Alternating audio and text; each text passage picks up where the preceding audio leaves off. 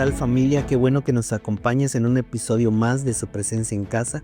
¿Qué te parece si comenzamos de lleno dando gracias al Señor a través de la oración? ¿Qué te parece si cierras los ojos ahí donde estás y me dejas orar por ti? Padre, en el nombre de Jesús agradecemos tu presencia, agradecemos tu fidelidad en nuestras casas, en nuestros hogares y agradecemos tu voz a través del Espíritu. Guíanos en este tiempo y te pedimos que nos des la gracia de poder siempre disponer el corazón para recibir tu instrucción, tu palabra que da vida. En el nombre de Jesús, amén, amén. Qué bendición, familia, que puedas estar con nosotros. Bueno, pues el tema del día de hoy que quiero hablar en esta breve reflexión se llama ¿Quién dicen que soy yo? Lo voy a volver a repetir. ¿Quién dicen que soy yo? Obviamente basándonos en Lucas capítulo 9 a partir del versículo 18. ¿Qué te parece si me acompañas? Lucas capítulo 9, 18 hasta el 20. Dice lo siguiente. Aconteció que mientras Jesús oraba aparte, estaban con él los discípulos y les preguntó diciendo, ¿quién dice la gente que soy yo? Ellos respondieron, unos Juan el Bautista, otros Elías y otros que algún profeta de los antiguos ha resucitado. ¡Qué tremendo! Y él les dijo, ¿y vosotros quién decís que soy? Entonces, respondiendo Pedro, dijo, el Cristo de Dios. Y quiero comenzar mencionando que en el Antiguo Testamento, ¿verdad? El Señor, nuestro Dios, mostraba su amor, su fidelidad, ¿verdad? Su dirección, su sustento a través de la boca de los profetas. Pero después de un tiempo, de un breve periodo, el pueblo mismo que se sabía amado por Dios, el pueblo amado de Dios se separaba de su Dios, aquel que les había amado, aquel que se había revelado a ellos. ¿Cómo esto era posible? En el Nuevo Testamento también vemos al Señor Jesús compartiendo el evangelio del reino y su predicación era arrepentidos. Pero ¿por qué les llamaba a arrepentimiento si también la misma escritura daba luz de que en el pueblo habían hombres y mujeres piadosos, es decir, que se sometían a la escritura y que amaban la palabra, la ley que habían estudiado incluso desde niños? ¿Por qué pues el Señor les decía arrepentíos? Y la respuesta rápida a esta pregunta es que no tenían conocimiento de quién era Dios, es decir, tenían conocimiento de la ley, pero no les era revelado el corazón de las escrituras, que es Cristo. Por eso cuando Él vino, ellos le rechazaron, no entendían la vida del Espíritu que fluía a través de Jesús.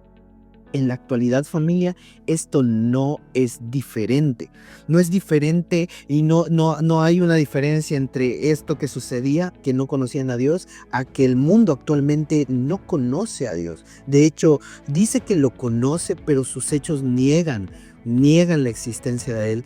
Esto no está muy separado de lo que también sucede en las iglesias. Muchos, aunque hemos tenido un encuentro genuino con el Señor, con su palabra, con su presencia, con su espíritu, muchas veces hacemos a un lado el conocimiento de Dios. Es decir, no es lo mismo no conocer a Dios y vivir como se nos pega la gana, y no es lo mismo que conocer a Dios y hacer a un lado la revelación, hacer a un lado ese mismo conocimiento. ¡Qué tremendo! Y esto me hace ruido porque en primera de Timoteo capítulo 4 versículo 1 dice el apóstol Pablo, dice que el Espíritu ha dicho que en los postreros días, es decir, en nuestros días, ¿verdad? Muchos apostatarían de la fe. ¿Y qué significa apostatar? Es decir, dejar, ser rebelde, levantarse y abandonar, ¿verdad? Apostatarían la fe. ¡Qué tremendo! Entonces, no es que la iglesia, los que estamos llamados, escogidos, en algún momento apostataremos porque somos escogidos de Dios. No estamos diciendo esto, pero sin embargo es indispensable e imperativo tener esta palabra presente siempre en nuestra mente y en nuestro corazón, de tal manera que no dejemos de hacer lo que nos corresponde hacer como iglesia. De hecho, en Ezequiel capítulo 3, el Señor, nuestro amado Dios, instituye a Ezequiel como una atalaya, para con el pueblo. Y una de sus facultades, una de sus tareas era que cuando hubiere un justo que abandonase sus actos de justicia, tú tenías que venir como atalaya y decirle para que él regrese, porque si tropezaba sin que él le dijera, esa sangre iba a ser demandada sobre la cabeza de Ezequiel. ¡Qué tremendo! Entonces, ¿qué aprendemos de esto? Que a veces hay justos que abandonan los actos de justicia que corresponden a la fe que profesamos. Y la iglesia no está exento de esto. Por eso es indispensable poner atención a la palabra profética más segura, que son las escrituras, para tener luz acerca del porvenir que nos es revelado por el Espíritu. Entonces sabemos que esto va a venir, sabemos que está pendiente, que muchos, aunque dicen conocer a Dios, se van a alejar de Él, pero no así la iglesia, sino que va a permanecer, pero indudablemente puede ser que dejemos o que en algún momento abandonemos el conocimiento de Dios, que sea momentáneamente, que dejemos a un lado el conocimiento de Dios o que no andemos en los actos justos que debemos de hacer. Es decir, no hagamos la tarea, no hagamos lo que Dios nos mandó a hacer, que es expandir su gloria y llevar la predicación del evangelio a otras personas con el motivo de que le conozcan, para que también al mismo tiempo su esperanza sea en que Él va a regresar. Qué hermoso, pero qué delicado es tener esto en mente, porque si nos desviamos, entonces dejaremos de hacer lo que fuimos llamados para hacer. No debemos dejar entonces en ninguna manera a un lado el conocimiento de Dios en cada esfera de nuestra vida. Por eso cuando algunas personas han tropezado es porque a lo mejor muy probablemente han dejado a un lado el conocimiento de Dios y no se desarrollaron en él. Por lo tanto, como iglesia podemos volvernos inefectivos. Gracias a Dios damos, porque Él mismo es la solución para esta problemática. ¿Cómo dejaría yo de alejarme de la palabra de Dios estando en su presencia? Parece algo lógico, pero es lo que el Señor nos habla en su palabra, es decir, estar cercanos a Él, escuchando su consejo. Y ahorita vamos a ver por qué es tan importante. Continuamos en el versículo 21, dice: pero Él les mandó que a nadie dijesen esto, encargándoselos rigurosamente. Está hablando de que a Pedro le había sido revelado quién era Jesús. Y diciendo: es necesario que el Hijo del Hombre padezca muchas cosas y sea desechado por los ancianos, por los principales sacerdotes, por los escribas, y que sea muerto y resucite al tercer día. El Señor Jesús me encanta porque Él era siempre muy claro. Con Jesús, cuando se expresaba con sus discípulos, era totalmente claro con ellos acerca de la obra que iba a hacer, obra que solamente Dios podía realizar en la persona de Jesús. Entonces, al mismo tiempo que les decía con claridad lo que vino a hacer, les estaba revelando quién era Él. Y entonces aprendemos dos cosas. ¿Quién es Él? Es el Dios vivo, el Dios que está entre nosotros, el Dios que caminó en esta tierra, ¿verdad? Y que se reveló a nosotros. Y también otro punto, que nosotros sabemos quiénes somos en Él. Porque todo discípulo es igual a su maestro. Entonces nosotros no solo somos escogidos de Dios, salvos para vivir la vida como quisiéramos, como queremos más bien, sino que somos salvos y somos discípulos, de tal manera que lo que es nuestro maestro también nosotros lo podamos reproducir. Por eso en este tiempo nosotros no somos nada más personas que son salvas, sino somos reproductores de la vida de Cristo para este tiempo, para que muchos le conozcan. Por eso la escritura en 2 Corintios capítulo 2 menciona que en nosotros los discípulos, los hijos, los escogidos, la iglesia que no se aparta del conocimiento de Dios, que permanece caminando en la escritura, revela a otros el olor del conocimiento de Dios. Es decir, los discípulos dan a conocer a su maestro, los hijos dan a conocer a su padre, y es por eso que el mundo va a conocerle, porque la iglesia, tú y yo, que somos escogidos, hijos de Dios, que no nos apartamos del conocimiento de Dios, vamos a dar a conocer la vida de Cristo, y muchos van a venir a Él por causa de eso. Amén. Gloria a Dios. Tú y yo somos llamados, escogidos, y ahora Cristo está en nosotros y nosotros estamos en Él. Amén. Y continuamos en el versículo 23. Y decía a todos: si alguno quiere venir en pos de mí, niéguese a sí mismo, tome su cruz cada día y sígame, porque todo el que quiere salvar su vida la perderá, y todo el que pierda su vida por causa de mí, la salvará. Muchos de nosotros en algún momento hemos tratado de adecuar el evangelio a nuestra conveniencia, a nuestra comodidad, ¿verdad? Pero no, esto no debe ser así. No, el Señor Jesús nos habla de que nosotros debemos de tomar nuestra cruz, y nos muestra cómo es el evangelio. Muchas veces no es suave y delicado, sino que a veces el reino tiene que sufrir violencia, y nosotros caminamos en medio de lobos, y no es algo sencillo, pero el Señor está con nosotros y nos ha dado la victoria. Por eso todo discípulo debe estar listo para tomar su cruz, negarse a sí mismo e ir en pos de las obras que Dios nos ha mostrado por medio de su Espíritu. Amén. Entonces podemos encontrar, por eso es que encontramos a muchos discípulos que, aunque dicen que son de un maestro, que dicen conocer al maestro, no se parecen ni un poco. ¿Por qué no se parecen? ¿Por qué no se parecen a su maestro? Porque no le conocen, porque se apartan del conocerle, se apartan del conocimiento. El conocimiento lo ponen a un lado, por lo tanto no consideran ni reciben su instrucción. Aunque saben que la instrucción está ahí, la obvian o la pasan por alto, o no la cumplen tal cual la está diciendo la Escritura, sino que la suavizan, la tratan de suavizar para que a ellos no les causa un conflicto, o para que a otros no les causa un conflicto. Entonces no pierde su esencia la palabra, la Escritura, la instrucción del maestro, y por eso es que no son impartidos por él, porque ellos han probado alejarse del conocimiento de Dios al dejar de obrar su instrucción, su palabra. Logramos ver lo delicado de este asunto. Por eso es que siempre es importante estar delante del Señor cada día, para escucharle, para responder también a Él, pero sobre todo para no alejarnos del conocimiento. ¿Por qué una persona se aleja del conocimiento? Porque decide ir en pos de otros dioses, de otros maestros, pero no así los hijos. Y si en algún momento hemos dejado en los actos de justicia, es decir, lo que nos corresponde hacer, como acercarnos al Señor, hoy es tiempo de volver a hacerlo. Esto me recuerda lo que sucedió en Sodoma y Gomorra en Génesis capítulo 18, y creo que es importante que hablemos de eso para que tengamos un poco más de luz acerca de lo que queremos ejemplificar. Cuando el pueblo de Sodoma vio a los visitantes de Lot, ¿verdad?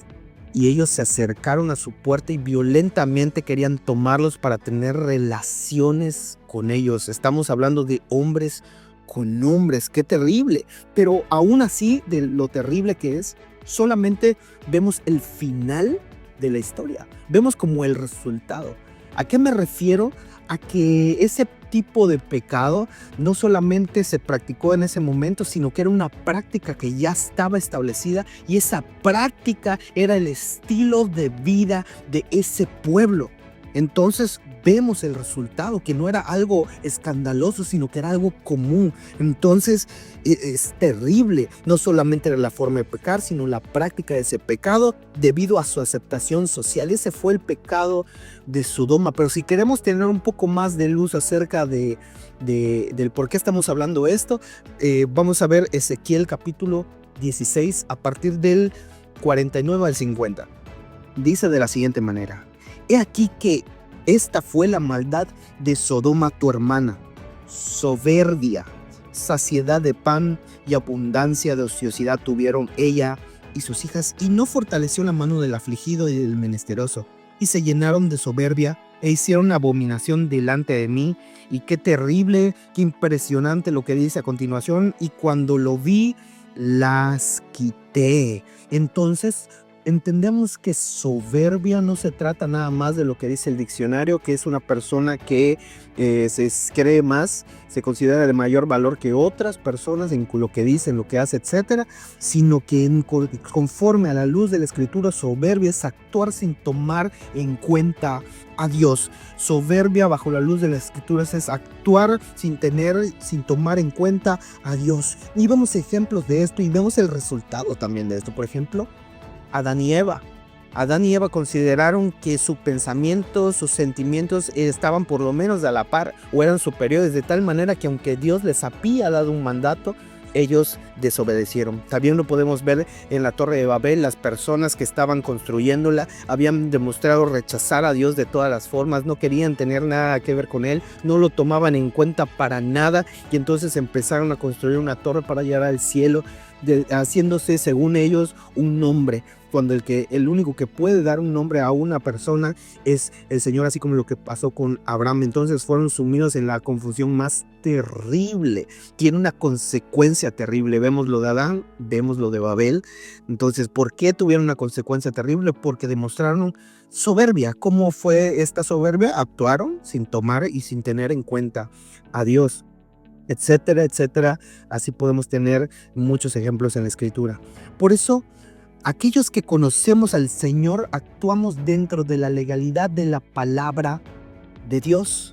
Nada de lo que hagamos o que podamos recibir o hablar se tiene que salir del marco de la revelación por el Espíritu de la palabra de Dios. Queremos ser agradables, queremos permanecer en el Señor, conozcámosle, acerquémonos a Él, permanezcamos en el conocimiento de Dios. Y este conocimiento es revelado por el Espíritu, porque dice el Espíritu en la Escritura que todo lo que Él va a hacer es hablarnos las palabras que el Señor nos está hablando, y que todo lo que escuche del Padre, eso nos lo revelará y nos ayudará. Él es nuestro consolador, quien nos guía. Muchos intentan conocer a Dios desde la lógica, desde lo que pueden obtener escrituralmente estudiando, y eso no es malo en ninguna manera, pero también necesitan escuchar la voz del Espíritu. Todos necesitamos escucharlo. Queremos recordarle al Señor el aroma del Señor Jesús, recordarle a su Hijo, ¿verdad? Seamos discípulos que hacen lo que su Maestro les enseña. Es decir, no salgamos de su conocimiento, ¿no? Aunque sea, ¿cómo salir? ¿Cómo es un ejemplo de que salimos del conocimiento? Sabemos lo que tenemos que hacer, pero no lo hacemos. Amén.